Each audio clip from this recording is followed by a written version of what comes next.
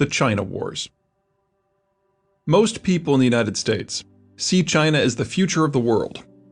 The Chinese rise during the past 3 decades has been nothing but spectacular.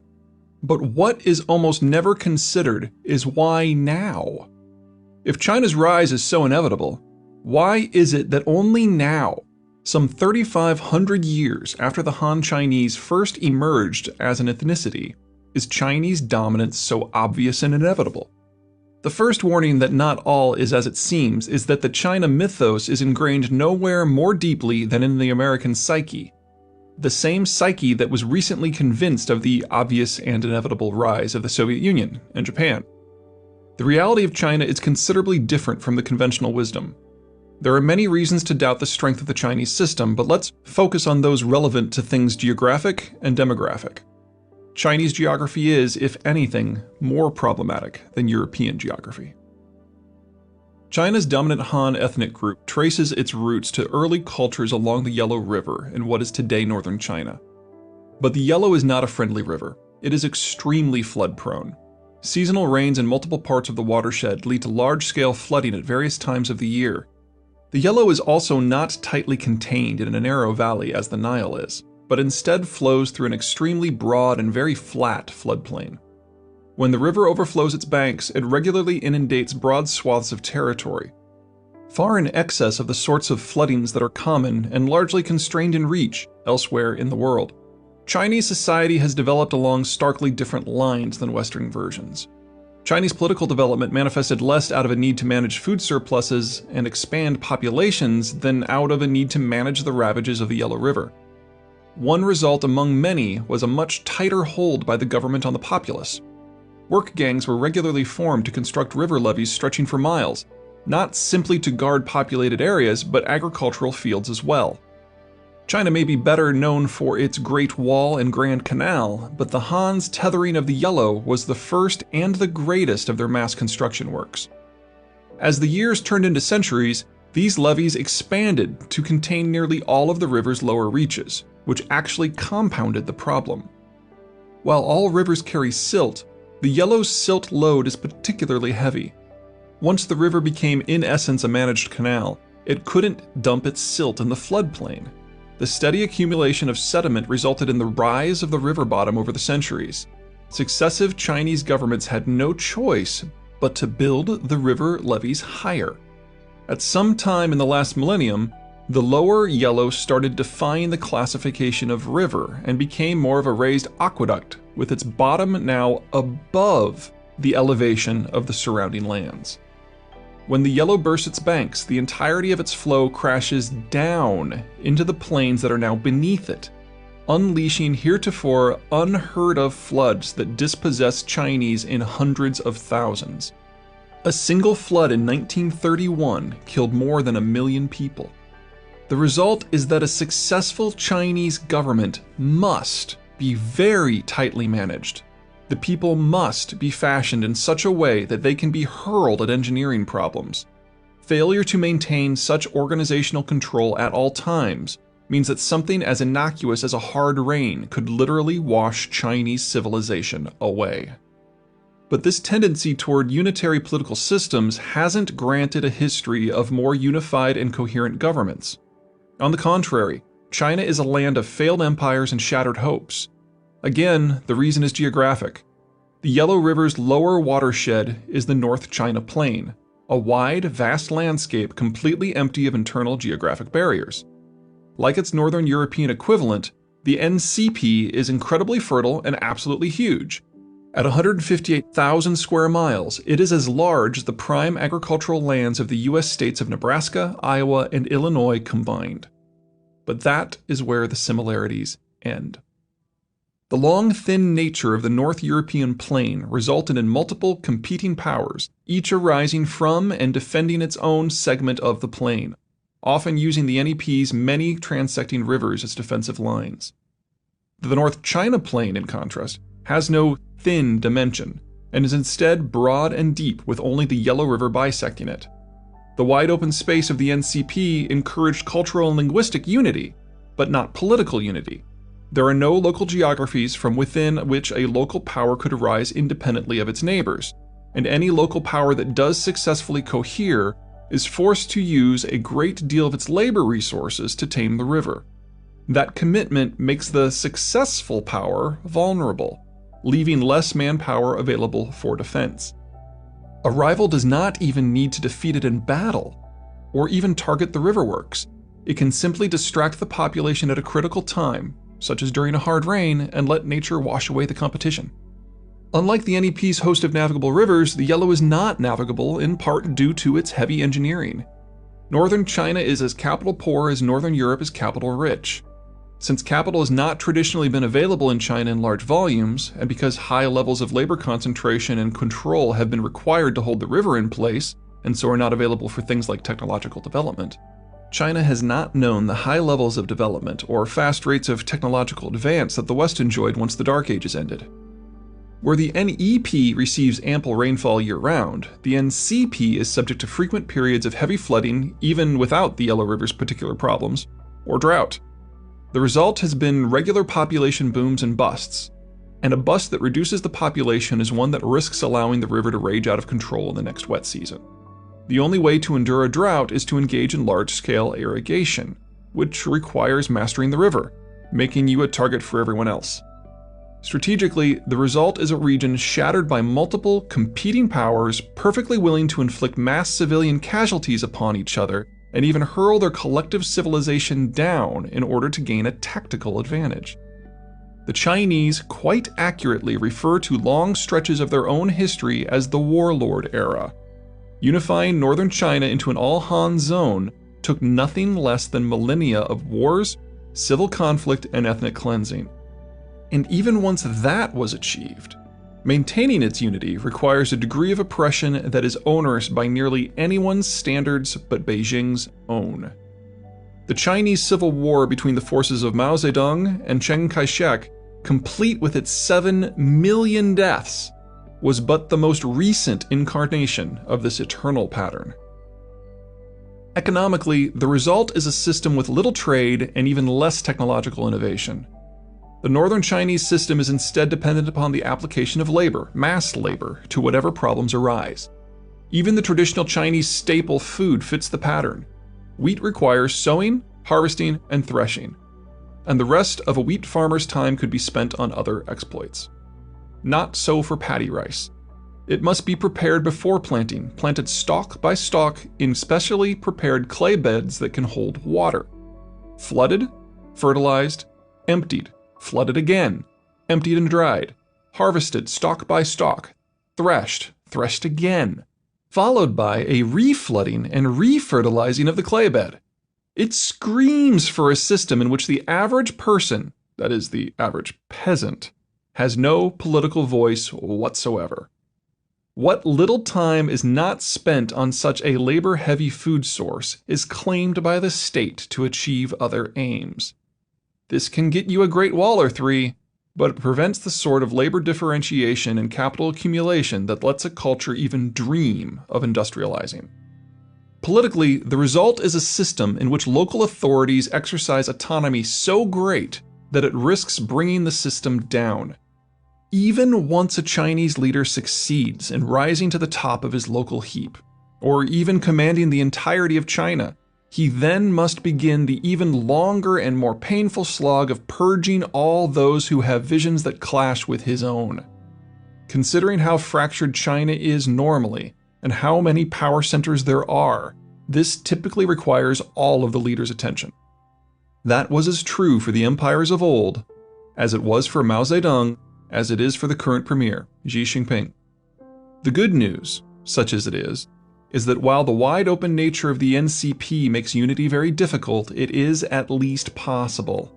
As such, almost every attempt to unify China into a single nation has originated in the North. Once the North is mostly on the same page, attention invariably turns to Central China. Flowing through central China is the mighty Yangtze, one of the world's greatest rivers. Indeed, the Yangtze River Basin boasts some 9,000 miles of the same sort of interconnected waterways that have made the United States so successful. But this does not make the Yangtze China's ticket to superpowerhood. The Yangtze is China's sole navigable river, so while it is impressive, it is a one-shot deal. Central China is the one part of the country that is naturally trade-focused and capital-rich, but it does not naturally link to its co-nationals elsewhere. The country doesn't even have a barrier island chain that might help link the Yangtze cities to the rest of the country. But the North does not see this as an argument against integration. The North needs the center's capital and so traditionally uses its superior military position to drain the center dry. The Central Chinese would prefer to not be drained dry. Given the choice, Shanghai and the rest of its riverine region tend to look beyond northern China to more developed parts of the world, whether that means Taipei, Tokyo, London, or San Francisco. As much as union between North and Center might make sense for Beijing on economic grounds, the primary reason for the North's desire to integrate is typically strategic, to keep the foreigners out. The Yangtze River basin isn't as nice as it seems, because it isn't actually a basin like its Mississippi or Rhine equivalent. Instead, the Yangtze cuts through a series of mountain chains and ridges on its path to the sea, and along many stretches lacks a floodplain even wide enough for a footpath. Such breaks in continuity split identities rather than uniting them.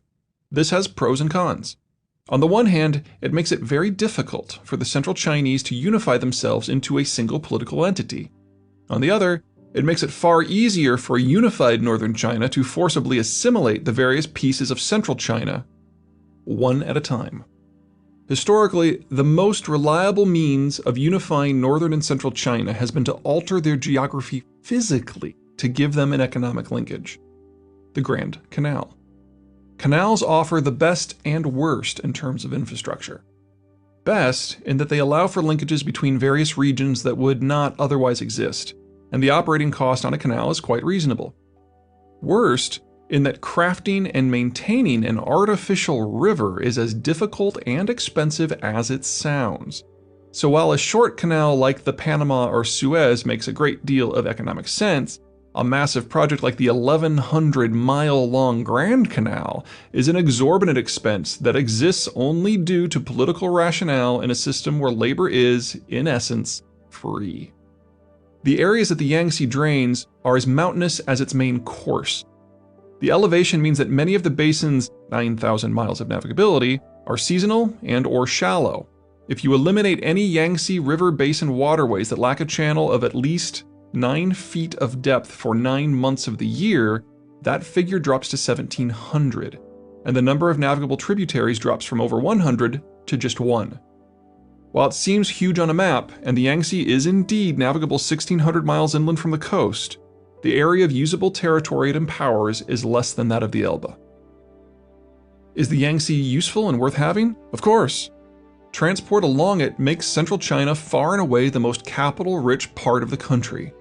But central China is neither integrated with the political core of the North, nor does its own fractured nature do anything but complicate northern China's always vexing problem of internal disunity. The Southern Secessionists. Then there is the South, which is a world apart. South China is a riot of hills and mountains extending south from the same ranges that so hobble the Yangtze. Such rugged topography has the same impact on cultural and political unity and wealth as the rough terrain in Mexico or the Balkans. Very few coherent large powers have ever arisen in the South. Aside from a short stretch of the Pearl River in the far south, none of the many southern Chinese rivers are navigable. Making matters worse, southern China is sufficiently far south that it has moved fully out of the temperate climate zone that dominates North America and Europe. Most of southern China is subtropical, with the southern coast being fully tropical. Just as the diseases native to the tropics of India or Brazil have hugely slowed their cultural unification, the same is true of China. The northern Chinese coastline is flat, shallow, and plagued by sandbars. Natural ports are few and far between, and what few exist cannot support large vessels. Even in the rare instances when northern China was united, it only rarely engaged in maritime commerce. The south is the opposite. Its coastline is both deep and severely indented, allowing easy maritime access and egress all the way to the earliest days of Chinese history. Southern China sports the majority of the natural harbors of all of mainland East and Southeast Asia. Mix the good port potential with a lack of rivers, a host of mountains, and the enervating impact of the tropics, and you get a bizarre geopolitical mix. While the Han of northern China have always had problems penetrating the area, maritime-based foreigners have not. Southern China's excellent harbors back directly into rugged highlands. Just as that rugged territory limits northern penetration or southern consolidation, it also limits the ability of any local southern power to look to the sea. They just can't reach the coast easily. Instead of the excellent southern harbors serving the needs of Chinese, either northern or southern, they instead serve as the perfect perches for outsiders. The area has long been a foreigner's playground, but one in which the locals welcomed the interference. Trapped in small inland pockets by their geography, the southern Chinese regularly collaborated with the foreigners to access the outside world. So yes, pirates and traders have long enriched themselves along the southern coast, but the locals often participated in empire as a sort of surrogate or sidekick, with Hong Kong being the most recognizable example. As early as the 12th century, southern Chinese cities were importing over half their foodstuffs, largely via such collaborative links. Entrenching the sense of regional uniqueness is that the Han ethnic group just hasn't been able to scour this part of China free of non-Han as they have in the north. This is the portion of the contemporary state that is home to most of China's remaining minority and language groups. Southern willingness to work with outsiders and the region's ethnic heterogeneity has not gone unnoticed, or unresented, or unfeared in northern halls of power. But the real surprise of China is that the north, center, and south account for but half of China's 1.35 billion people. North, center, and south are China's lowland and coastal regions. The rest of the Chinese actually live in the interior. That interior is a smorgasbord of geographic diversity. Sichuan sits on the Yangtze's upper reaches, and so is somewhat integrated with Shanghai and the outside world. Inner Mongolia is partially barren. The mountains of interior Yunnan are packed with poor minorities. The wide open spaces of Tibet and Zhejiang, also minority-dominated regions, have resisted central control for millennia. It is difficult to find many generalities to describe such a grab bag of variation, but this one is close. Transport is an absolute nightmare, and so the interior is extremely poor compared to the coastal provinces, with per capita income roughly half that of the coast. What images the world of 2014 holds of a bustling, growing China simply don't apply to the interior. Like nearly all other interior rugged regions of the planet, this portion of China seems stuck in another age. Unlike the three coastal regions, the interior does not often dominate the day-to-day affairs of the Chinese nation. Geography keeps the interior population sequestered from the coast and one another, making it difficult for them to interact, much less set China's agenda. Yet there are still some 650 million people living there. Combine such populations with such poverty, and on the rare occasions when some charismatic figure can unite the interior, every part of China shakes. While Mao Zedong's effort at consolidation may have hit critical mass in the north, it was his efforts to mobilize the interior that set him on the path to leadership. Dispelling myths. One of the most unexpected results of this melange of geographic factors is that the Chinese are remarkably non-naval. Northern China was largely incapable of going to the sea right up until the technologies of industrialization allowed for the brute force fashioning of artificial ports. Southern China may have the harbors, but it is so rugged that it lacks much in the way of hinterlands to turn them into ports without extreme amounts of resources. Resources that didn't exist in large enough local concentrations until industrialization could stitch the area's various population centers together. That just leaves central China, where Shanghai is a world-class city and world-class port in any era. However, the territory that Shanghai controls is very small. Upriver Yangtze cities are well beyond Shanghai's reach courtesy of rugged ridges, while Shanghai itself often falls prey to the power and interests of the North China Plain entities that tend to view international trade as more of a threat than an opportunity. This tripartite system, Northern China as the stable-as-glass political core, Central China as the nationally disinterested economic core, and southern China as the potentially secessionist territory, and the interior being largely ignored, holds to the present day. Even contemporary China's political system reflects this. All of the critical military branches of government are headquartered in the north.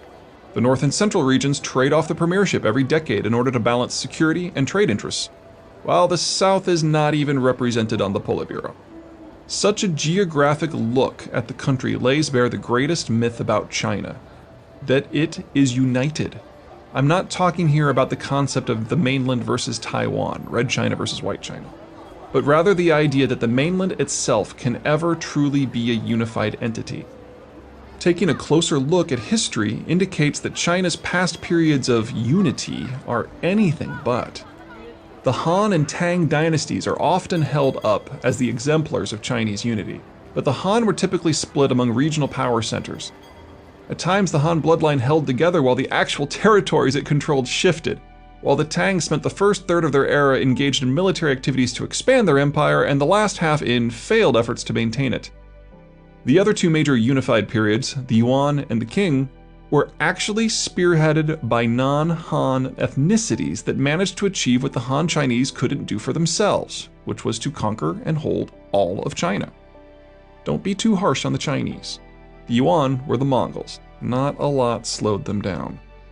So that's the problem. China does not naturally hold together, even within its core regions. Its different regions want different things, and access the world on different terms, if they want to access the world at all. Making matters worse, the outside world accesses different parts of China in different ways. Guangdong and southern China are often de facto colonies. Shanghai and central China are accessed as peers. Northern China tends to be avoided, unless it is being occupied. And just as maritime powers can choose the time and place of their invasions and interactions, the Chinese have almost never been able to defend themselves from ship-based outsiders. The outsider who has always mattered the most was very close to home. Japan, China's boogeyman. The Japanese islands are incredibly mountainous. 90% of the population lives in a series of small coastal enclaves. As soon as an enterprising Japanese figured out how to float a boat large enough to transport a few soldiers, the Japanese people unified in terms of culture, identity, and even government, very early compared to most of the world's other peoples. The island's ruggedness also meant that Japan's maritime nature became infused into Japanese culture.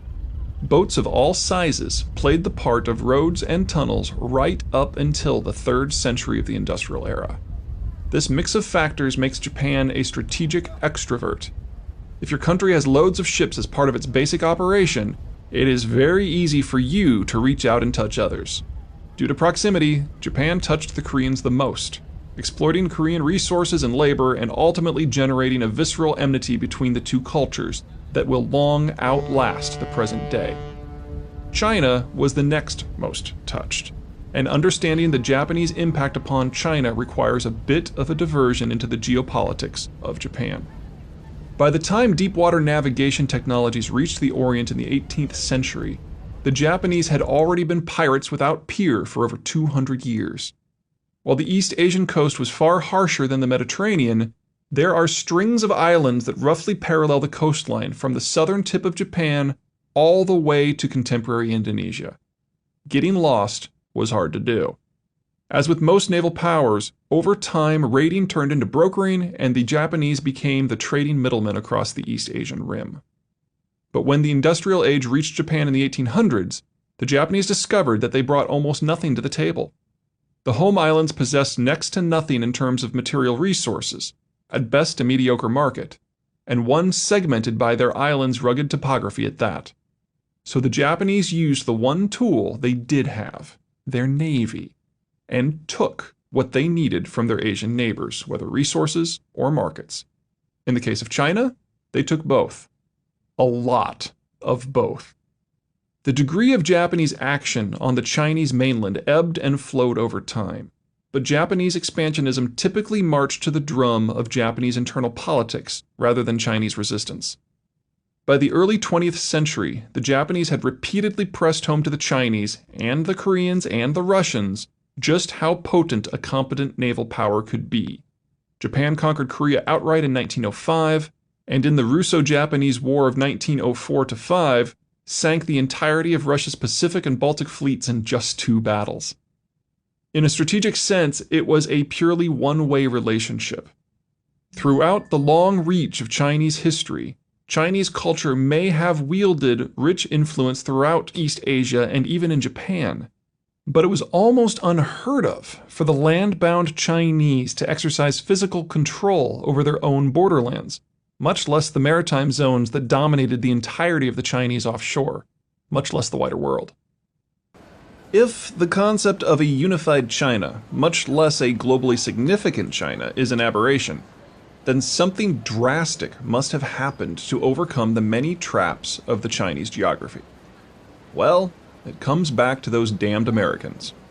They did 3 things that not only preserved China, but made the contemporary colossus we currently know as modern China possible. First, it was the Americans who removed Japan as a threat. Japan and China had been locked in a bilateral war for nearly 5 years before the Americans joined World War II. Historians and theorists can of course debate how the Japanese-Chinese War would have ended if not for its folding into World War II. But the simple fact remains that at the time of Pearl Harbor, the Chinese had already lost the conventional war and were pouring all of their efforts into guerrilla tactics. Even when the Japanese started fighting and losing to the Americans in the Southeast Asian and Pacific theaters, they were still making steady progress across China, where their foes represented a not yet industrialized civilization. And as the Japanese vividly demonstrated in the execution of some 250,000 Chinese in Nanking, they would not be leaving without exacting a heavy toll. By the time the mushroom clouds rose over Hiroshima and Nagasaki, the Japanese had, for years, held every part of Chinese territory that made China economically and politically viable, including the entirety of the North China Plain, all of the lower Yangtze including Shanghai, and all of the major southern port cities across Fujian and Guangdong, including Jaipu, Xiamen, Fuzhou, Shantou, and Hong Kong. If it was worth taking, the Japanese took it. Independent China was left with the interior scraps, and China only regained its sovereignty because Japan's surrender to the Americans in 1945 stipulated the recall of all Japanese forces from all theaters. Japan's subsequent folding into the growing Bretton Woods network in 1955 ended Japan's imperial interest in China. Under the Bretton Woods system, the Japanese had full access to resources and markets on a global scale, far more than the relatively piddling Chinese resources and markets that Japan had waged war to secure only 2 decades previously. In a stroke, the Americans had not so much ended Japanese imperialism as removed any rationale Japan might have had to be imperialist in the first place. And East Asia without Japanese aggression was one in which China could potentially unify. In the 5 years after World War II, China finally finished its civil war, an internal conflict that was fought alongside the Sino-Japanese War and World War II, and became truly unified. Second, World War II's conclusion radically changed the region's naval balance of power. By war's end, the Americans had wiped the Pacific clean of Japanese forces, but that was only one piece of the puzzle. The European navies were also gone, in part due to the Japanese themselves, but mostly due to American actions in Europe. While Japan was certainly the country guiltiest of suppressing the Chinese, they were far from the only one. In the century leading up to World War II, all of the Europeans had carved out pieces of the globe for their respective empires, and China was hardly exempt. Most European countries cut economic and military deals with individual Chinese cities, some willingly, some at the end of a gun, in order to access Chinese labor and markets, often integrating them into imperial supply chains. In the most infamous cases, the Europeans forced addictive narcotics onto the Chinese populations, generating robust market demand and security dependency at the same time. With good reason, the Chinese look back on the Opium Wars of the Spheres of Influence period as one of the darkest moments of their history. What is often overlooked is what made China such an easy target for the Europeans and Japanese and Americans: deep water navigation and industrialization. Without their long-reach navies and advanced military technologies, the Europeans would have never been able to reach China in the first place, much less subjugate it more or less at their whim. At the end of World War II, the European navies were simply gone, so any thought that the spheres of influence period could continue evaporated. Moreover, the Americans' imposition of Bretton Woods upon Europe meant that the Europeans no longer had an interest in even trying. For the first time in 4 centuries, with the notable exception of the British in Hong Kong and the Portuguese in Macau, there was no European footprint in China. The American defeat of Japan may have ended the war on the mainland, but it was the American presence in Europe that actually gave China its economy back. Third, Bretton Woods turned out to not just be for America's Western European allies and the defeated Axis. As part of American Cold War strategic maneuvering, the Chinese themselves were eased into the system starting in the early 1970s. Suddenly, instead of being the target market, China could access the global market. Instead of being raided for raw materials, China was guaranteed access to global supplies. The endless supplies of cheap labor that the Europeans and Japanese ruthlessly tapped now allowed China to generate its own goods for export, this time with the revenues flowing to the Chinese instead of overseas interests. The American-crafted strategic environment, most notably the Bretton Woods element of it, created the best of all worlds for the Chinese. It eliminated the only significant military and economic rival in East Asia. It all but banned European influence east of India, and it provided both the strategic freedom and the economic means to attempt true Chinese unification. Which doesn't mean it will hold. Contemporary China faces 3 simultaneous crises, any one of which could undo all that it has achieved since the end of its civil war in 1950.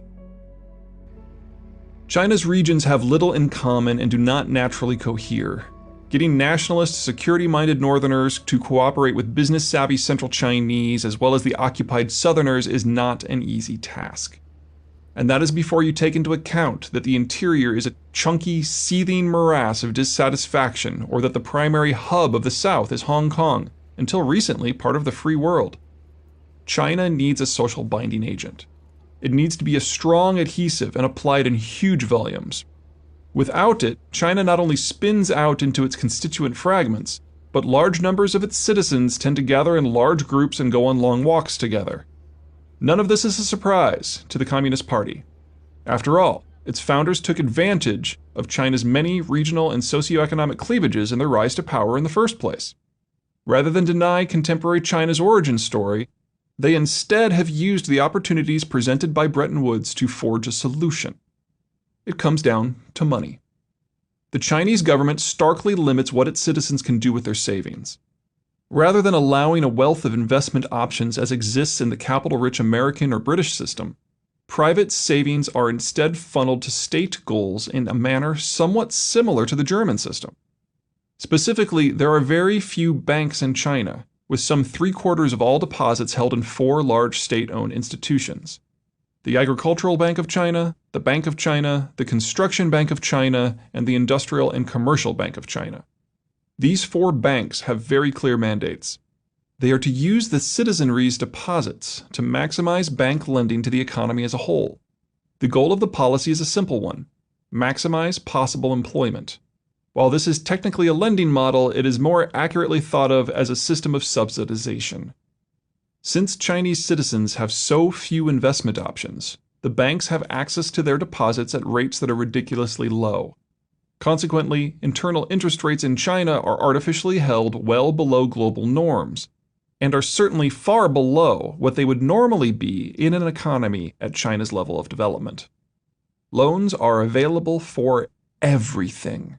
Want to launch a new product? Take out a loan to finance the development, to pay the staff, to cover marketing expenses, to build a warehouse to store output that doesn't sell as planned. Find yourself under the burden of too many loans? Take out another to cover the loan payments. The result is an ever-rising mountain of loans gone bad and ever less efficient firms held together by nothing more than the system's bottomless supply of cheap labor and cheap credit. The distortions this system creates are ones very familiar to all of us living in the contemporary world. The Chinese financial system subsidizes prices for finished outputs.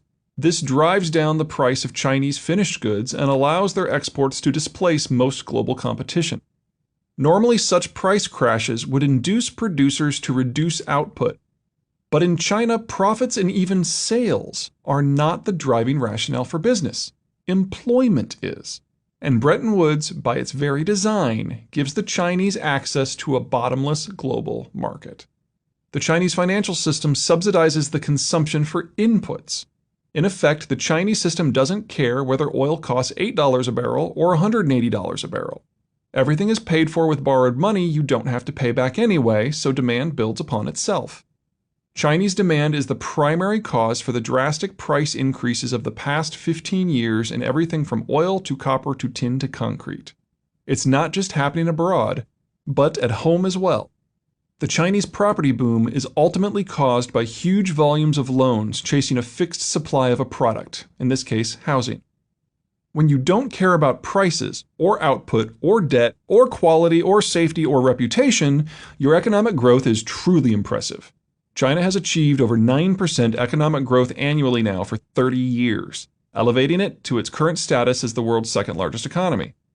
China's expanded so much that in some sectors its demand has swallowed up all that remained of several industrial commodities in the world at large, forcing its state-owned firms to venture out and invest in projects that otherwise wouldn't have happened.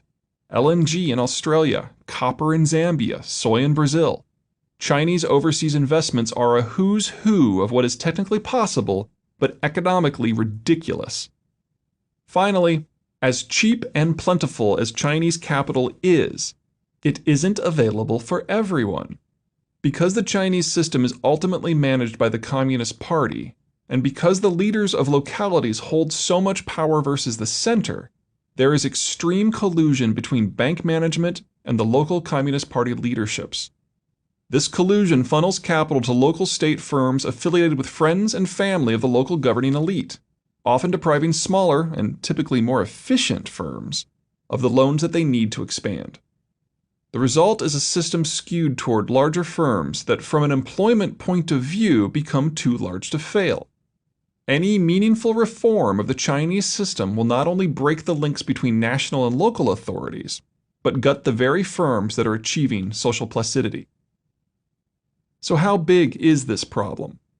Pretty big. In 2007, total Chinese lending topped 3.6 trillion RMB, $600 billion.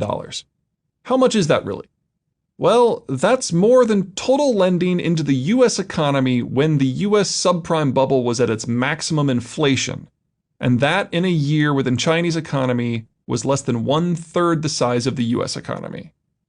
As the 2007-9 global financial crisis bit, the Chinese government discovered that demand for goods was collapsing on a global scale, with Chinese goods being no exception.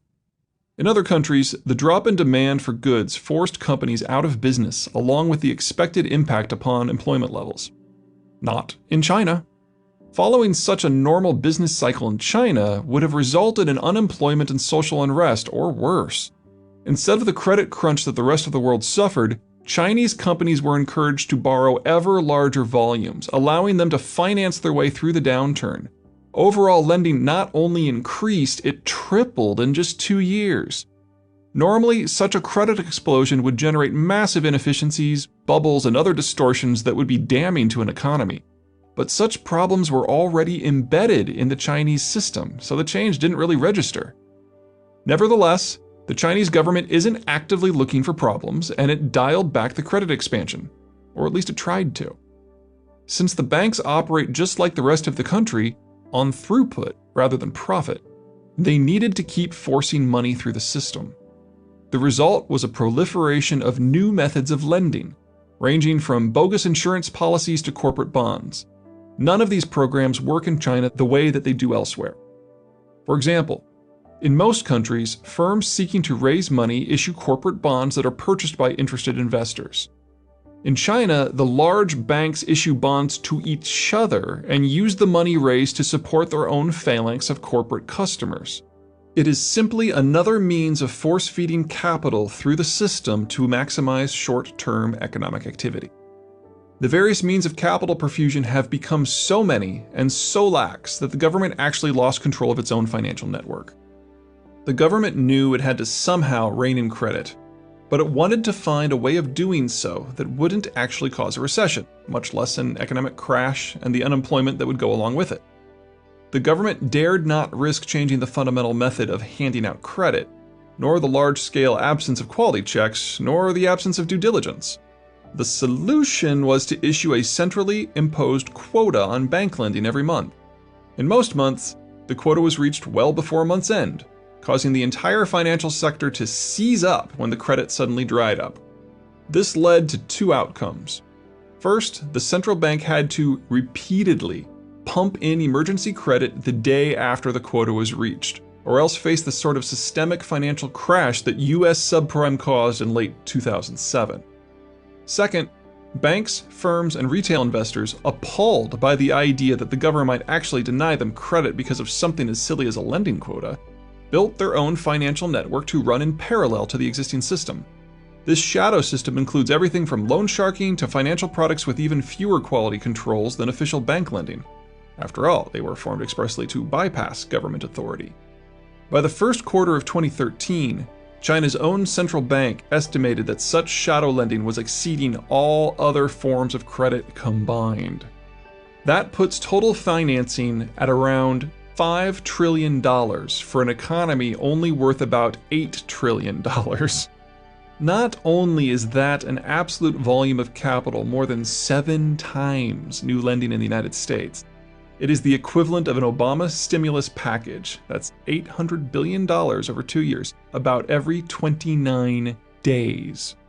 Just as the United States meted out access to its market to bribe its way into the world's largest ever alliance, the Chinese used finance to bribe both its often conflicting regions and ever-restive populations into quiescence and even cooperation. It is a brilliant strategy, but it has limits. Japan followed a similar system in the 1950s through the 1980s, eventually reaching a level of overextension that brought the entire system to its knees. In the quarter century since the Japanese crash, the Japanese banking sector has retreated completely from the global system, and the Japanese economy as a whole has not grown. Such stagnation is China's best-case scenario future. Unfortunately, it is also not a very likely one. The Japanese economy is largely domestically held and demand-driven, so while loose credit certainly helps, it is not the hedge against doomsday that it is in China. Additionally, Japan is over 98% ethnically Japanese, and over 4/5 of the population lives on the island of Honshu. China is considerably less unified regionally, ethnically, and spatially. The United States even experimented with this system. The idea that growth and throughput were more important than profitability and a positive rate of return on capital. The result was a mess of graft, abuse, and unwise lending that created the failed company we knew as Enron, and the property bubble we now know as subprime. Both experiments created impressive growth for years, but such investments were geared to maximize throughput, not profits or efficiency. And so they collapsed. In essence, the entire Chinese system is subprime in every economic sector. Problem 2. Demography. But let's assume for a minute that China's remarkably unstable financial system holds together a bit longer. Something even worse is just around the corner. China's one-child policy is often held up as the pinnacle of what can happen when a government is willing to pair demographic concerns with a complete disregard for individual rights. In a few short years, strict enforcement slashed the birth rate, preventing an estimated 200 million to 400 million births and heading off the overpopulation problem that policymakers so feared. Now, the success of that policy means the end of the Chinese system. There are many legitimate criticisms of one child. Forced abortions, the ability to buy government approval to flaunt the policy, the concept that the government can choose who can reproduce when, a massive sex imbalance in a culture that prefers sons to daughters, all these and more have twisted Chinese culture in awkward and painful directions. But the real problem with one child is that it worked. During the period from 1979 to 2003, when it was strictly enforced, the birth rate dropped by half. That slashed everything from healthcare to education to food costs, but it gutted the most recent generation. After 3 decades of the policy, there has been a European-style hollowing out of the younger segments of the population. This presents China with 3 unavoidable and system-killing problems. First, China is aging far more quickly than it is getting rich. At the beginning of China's international resurgence in 1990, the average Chinese citizen was only 24.9 years old, and the country boasted some 350 million citizens aged 15 to 29. It was this simple circumstance that allowed for China's massive manufacturing boom in the 1990s and 2000s. China was the world's ultimate source of cheap labor, and no other developing country could compete with the Chinese on price. Fast forward to the present, and courtesy of one child, the average Chinese is now 37, just a shade younger than Americans who are currently 37.3 years old.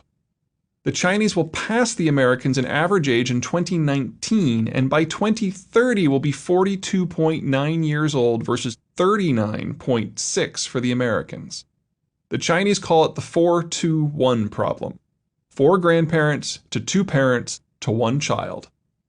China is not yet wealthy enough to be able to try to afford a pension system like the advanced democracies, which places the onus of caring for the elderly on their descendants, of whom there are precious few. In terms of relative numbers, the financial cost of the one-child policy is more than double the comparative costs that the Americans face from the boomer retirement. And the Americans already have a Social Security system in place to absorb some of the cost. The burden of having to financially support their elderly has a catastrophic impact on young workers' professional and financial development, reducing educational opportunities, gutting consumption, and all but making savings impossible. In China's specific situation, not only will this factor alone freeze in place China's efforts to switch its economy from exports to internal consumption and stymie its efforts to move up the value-added scale, but it will also prevent the sort of savings that makes the force-fed finance model possible in the first place. Second, China will never be able to move away from its current export-driven model. Recall what roles each age group carries out in society from an economic point of view. Young workers do the consuming that generates economic growth. The last baby boom that China experienced was in the 1980s, just as one child was picking up. And China has suffered from an intentional baby bust ever since. Those boom babies are now aged 25 to 29 and are very visible as a bulge in China's population pyramid. It may be only a 5-year increment, but it represents about 125 million people. This group's consumption is the primary reason why China appears to be succeeding somewhat in its current efforts to switch from an export-led to a consumption-led economy. But again, courtesy of one child, their successors are ever smaller population cohorts. So congratulations are due to China for having impressive consumption growth in recent years. But that consumption growth has never beat out investment and loan-driven activity and is now nearly played out. Third, so too is the Chinese development model. Simple aging has already reduced China's pool of young, mobile workers by over 40 million during the last decade. And because of the baby bust, that decline is about to accelerate greatly. Put simply, China has run out of surplus labor. Its presence on the low-cost side of global manufacturing has run its course. This is already reflected in Chinese labor costs, which have sextupled since 2002. Looking forward just 25 years, China faces a far darker financial future than Europe and a far darker demographic future than Japan. I normally caution people I speak with about drawing forward linear trends. For example, the idea that China, or before it the Soviet Union or Japan, will soon rule the world. But demography is different. Young workers simply do not magically appear. They have to be born and raised. It takes 20 years to grow a 20-year-old. Well, 20 years and 9 months if you want to be exact. Changing a demography requires a broad-scale shifting of cultural and economic trends, and then holding the change for decades. Simply abolishing one child is only one step of the process. China would then need to encourage the young workers who are crammed into apartment housing to produce multiple children while still working and taking care of their parents and grandparents. It would have to build out an entirely new series of social services in health and childcare, whose absence provided the spare capital that helped make China's manufacturing boom possible. Even if we assume that China can pull this off, and an immediate abolition of the one-child policy leads to an immediate doubling of birth rates, which would be unprecedented in human history, it would still be 2 decades before China would begin to benefit from an expansion of the labor pool in any significant manner. That's 2 decades during which the rest of the Chinese population would still be aging toward retirement. 2 decades during which China won't have much internal consumption going on. 2 decades during which the low-cost, export-led model would still not work. And of course, even if China could somehow survive that, it would still remain locked into a system whose very survival is simply beyond Beijing's control. The Bretton Woods network is what made everything about China. Its unification, its existence as a modern state, its manufacturing base, its export-led economy, its military strength, possible. There are any number of reasons how the Americans backing away from Bretton Woods would be disastrous for the Chinese. Here are 4. 1. As with many other countries in the Bretton Woods world, the Chinese have purposefully adjusted their system to maximize the role that exports play. So the largest and most dynamic portion of the Chinese economic system has been and remains export-driven. Roughly 10% of China's GDP depends upon direct exports to the United States. Using any Chinese statistics is an exercise in risk. The national government regularly reforms the country's local and regional statistical reporting system so that it too can get a more accurate picture of the Chinese systems. Oftentimes, such auditing efforts run afoul of the interests of local politicos to such degree that the auditors die under somewhat suspicious circumstances. Another 5% of GDP is locked up in supply chains whose ultimate destination is the American market. Should American trade access be revoked, it would be as if China suffered from an equivalent of 3 American Great Recessions all at once. And even that rosy scenario assumes that all of China's other export markets remain open.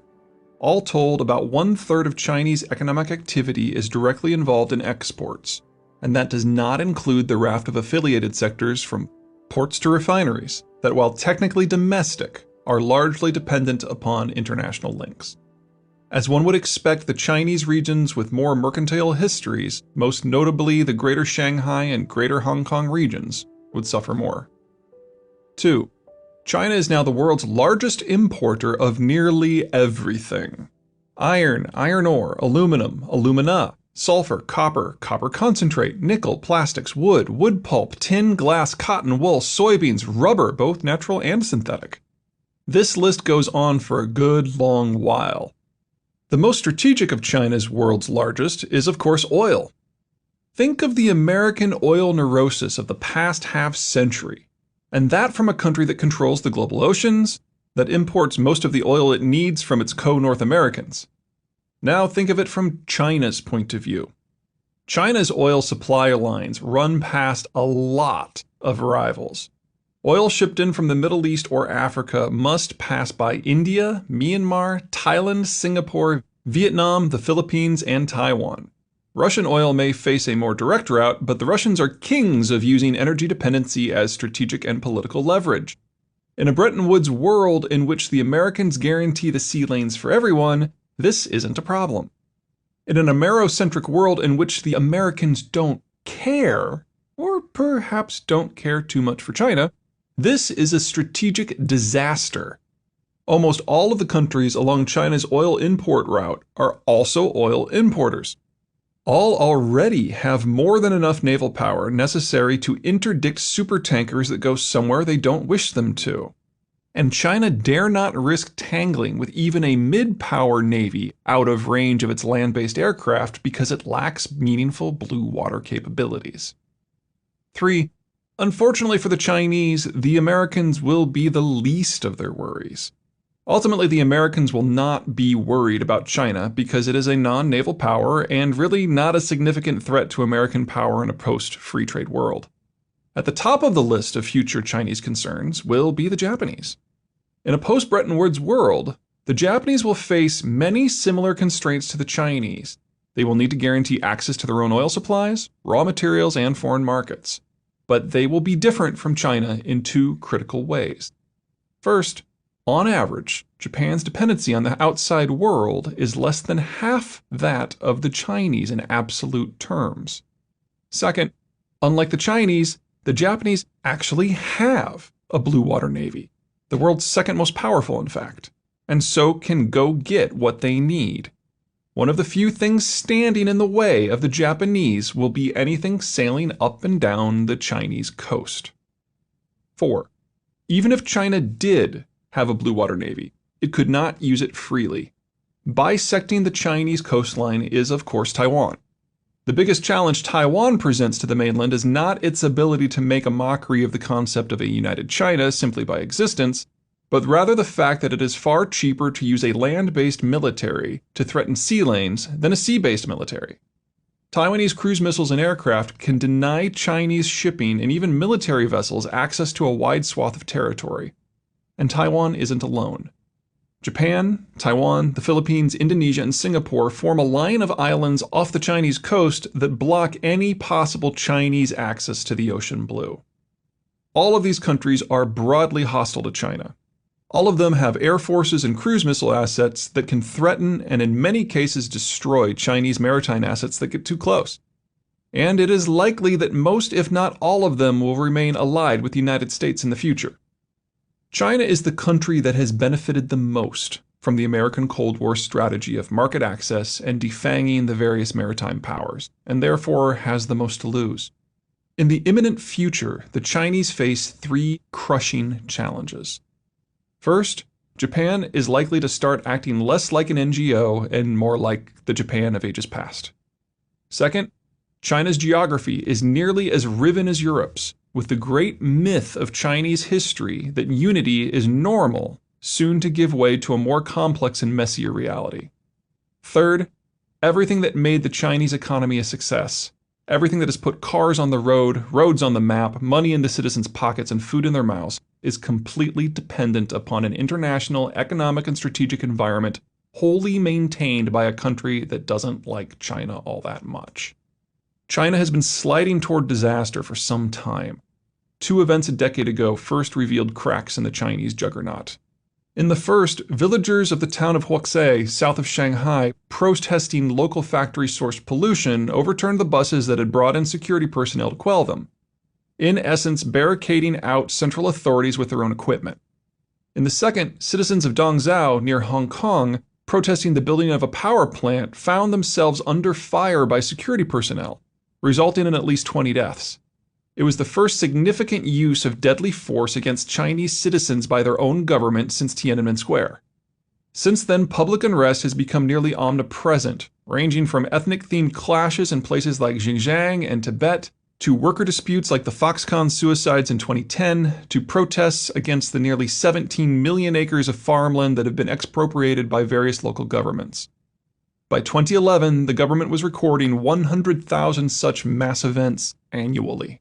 The stage is most certainly already set, but how China's transition plays out will depend almost entirely upon the nature and timing of Bretton Woods' end. Considering the unpredictability of American actions, that is something I cannot forecast.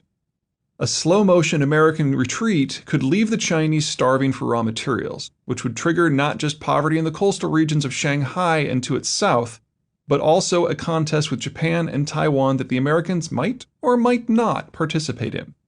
A break in the Chinese financial system would cause a national collapse in development and mass uprisings in the interior. An American panic attack could trigger an overnight revolution across the length and breadth of China as everything from markets to jobs to the power supply cuts out all at once. And that assumes that the target of America's panic attack isn't China itself. There are so many things that could trigger China's fall that mapping out the route of descent is a task best completed once freefall is already in progress. Sketching out China's future after that transition, however, is actually fairly straightforward. China's ability to employ its population will end. China's ability to source the materials to modernize will end. The impacts will vary by region. As poor as the interior is already, it is the region that will actually see the sharpest contractions in standard of living. While the coastal regions, north, center, and south, can participate in export markets by dint of geography, the interior cannot. As such, the interior is completely reliant upon the perilous Chinese financial system for its income and economic activity. Interior regions dependent upon fertilizers produced elsewhere will be unable to maintain food production levels, leading to starvation in the cities. Interior regions that have partially modernized will suddenly find they need to operate without electricity, spawning mass population movements. Some of the displaced will return to the farm and so may alleviate somewhat the food production shortages. But food does not grow overnight. Even in the best case scenario, it would be months before food shortages could be meaningfully addressed. The remainder of the uprooted will move to the coast in a great exodus that Mao Zedong would find familiar. Opportunity for political demagogues not under Politburo control will abound. As for southern and central China, that is, southern and central coastal China, they will face management adjustments. Between the collapse of the Beijing-inspired financial system that has kept the southern and central Chinese happy, and the collapse of the international trade order that has made them rich, every coastal region south of the North China Plain will rebel against Beijing's control. Most will cut deals with foreign governments and corporations that can promise a degree of access to capital and markets and resources. In essence, everything from Hainan Island to Shanghai will become a series of unaffiliated city-states that hitch their wagons to American, Japanese, Taiwanese, Korean, Australian, and even Singaporean stars. Some of the outsiders might use military means to secure what they are after. Some of the coastal cities may not simply tolerate but actually suggest such moves in order to assist in their efforts to carve out a bit of wealth and security for themselves, and to keep a seething Beijing at bay. For its part, Beijing will fail in its struggle to stay ahead of such a hydra of problems. In no particular order, Beijing will have to try to keep northern China's food production under lockdown to make sure the North China Plain itself remains united, to maintain control of the seceding south and center, to resist the swarms of the desperate from the interior cities who have become accustomed to a lifestyle that China can no longer provide, and to stave off the Japanese who see the energy and food resources of northeastern China as a handy package. Even under good circumstances and between food and energy shortages, these will not be good circumstances. China would likely prove unable to handle more than one at a time, and all will hit at once. It will come down to the unenviable task of prioritizing. Does Beijing go to war with the Japanese to keep control of its northern food and oil producing region? Does Beijing go to war with the belt of coastal cities from Shanghai to Hong Kong to keep China in one piece? Does Beijing attempt to intercept the foreign powers that try to fuse those cities to distant destinies? Does Beijing use a military strategy to deal with the tens of millions of would-be refugees from the interior who seek the resources that Beijing must carefully husband? Cold logic would say that China has too many people and that a correction of a few hundred million might actually help. Unfortunately for such a value-absent analysis, the surplus population lives on the farms, and so will not starve without explicitly, deliberate, intentionally horrific, and cruelly and sustained action from Beijing. Regardless of their decisions, the northern Chinese face a dark, hungry, and harsh future, and even that assumes that Beijing can hold the Chinese core together and avoid the social, economic, and political breakdowns that have plagued Chinese history for the past 3.5 millennia. No matter how artificial, coincidental, or ill-planned Chinese recent rise has been, it still happened, and no multi-trillion-dollar trading nation can exist in a vacuum. China's explosive rise has impacted nearly every corner of the world, but 4 outcomes are worthy of particular mention, because when China falls, 3 will furiously unwind, and the 4th will become the largest concentration of wealth in the world. First, China vacuumed up much of the global market share for mid and especially low-skilled industries such as textiles and toys and garlic and steel and concrete. Chinese success has meant failure for countries ranging from Mexico to Morocco to India that had previous success in such industries. As China unwinds, much of this productive capacity will fall into disuse for any mix of financial, security, or trade access reasons. However, the previous homes of such industry have long since fallen into disuse and disrepair, if the infrastructure still exists in those places at all. There will be what can be described as a hiccup, although in some places a stroke might be a better analogy, as production and consumption patterns adjust to the sudden loss of supply. Finished goods prices will have to rise. Who will be able to take China's place at that stage of the production cycle will depend upon the traditional factors: access to capital, markets, resources, and trade lanes. The biggest winners will likely be Mexico and the countries of Southeast Asia, although much of the more highly skilled industry and agricultural production is likely to relocate back to the United States itself. Second, China's growth, and in particular its financial system that broke the link between expenditure and efficiency, resulted in unprecedented demand for every industrial commodity under the sun. Bereft of ravenous Chinese hunger, demand for industrial inputs, whether they be oil or copper or zinc, will plunge. Producers dependent upon the mix of Chinese-driven high prices and American-guaranteed shipping security will be those most impacted, with most output from places such as Brazil and Africa being put in extreme danger. The producers who survive will be those with lower production costs and better relations with and access to the United States, Canada, Australia, and again, Mexico and Southeast Asia. Third, China's rise also led to an improvement in diet for most of its 1.35 billion citizens. As with industrial commodities, much of China's food is sourced abroad. However, there will not be a wholesale collapse in international demand in basic foodstuffs.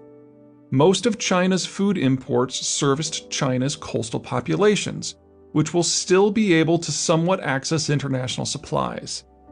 This foreign access will be doubly important when one considers that China's financial system boosted local agricultural output right along with manufacturing. The demise of the financial system will hurt Chinese food production and may well necessitate greater food imports rather than the opposite. After all, the final service that any government cuts before it dies is food access. If China's failing governments cannot guarantee that, they are no longer governments. Finally, throughout this entire process, from today until well beyond the day that a unified China is no more, US dollar-denominated assets, and especially US government bonds, will become ever more popular. Many have opined how everything from America's seemingly chronic budget deficits to political deadlock to a weakening international profile demand that the days of the US dollar are numbered. Even if you don't believe in the long-term strength of the American economy, the unassailable nature of the American geography, and the centrality of American decision-making to how the world functions, even if you can find fault with absolutely everything presenting in this book, the fact remains that there just isn't any competition to the US dollar. Once the Europeans decided to partially fund their bailouts with insured bank accounts in 2013, the euro's candidacy for status as a global currency, much less the global currency, ended. Japan's financial system is closed to the world just as China's is. Opening it would trigger heretofore unheard of levels of capital flight. The remaining hard currencies of the world, the British pound, Swedish krona, and the Canadian, Australian, and Kiwi dollars, combined are but half the circulating volume of the US dollar. Gold isn't an option either. The total value of all gold mined throughout history is about $9 trillion, shy by half of what the world would need. Half of that $9 trillion is simply unavailable for use as a currency backer, existing as it does in things like class rings, cellular phones, and Egyptian museum exhibits. 2/3 of the remainder is held by the world's various central banks, and is unlikely to be pooled into currency that none of them would control. Various investors control the remainder, and they certainly won't be willing to part with their holdings for anything but an exorbitant price. Doubly so if those holdings are about to form the core of a new global currency regime. New gold flowing into the system is under 4 billion USD equivalent monthly. On average, China expands its money supply by 40 times that rate, while global goods trade alone is worth some $18 trillion annually. But don't believe me, believe the Chinese. Specifically, believe Liu Yaoping, a director general at the China Banking Regulatory Commission, the agency responsible for keeping China's banking sector functional.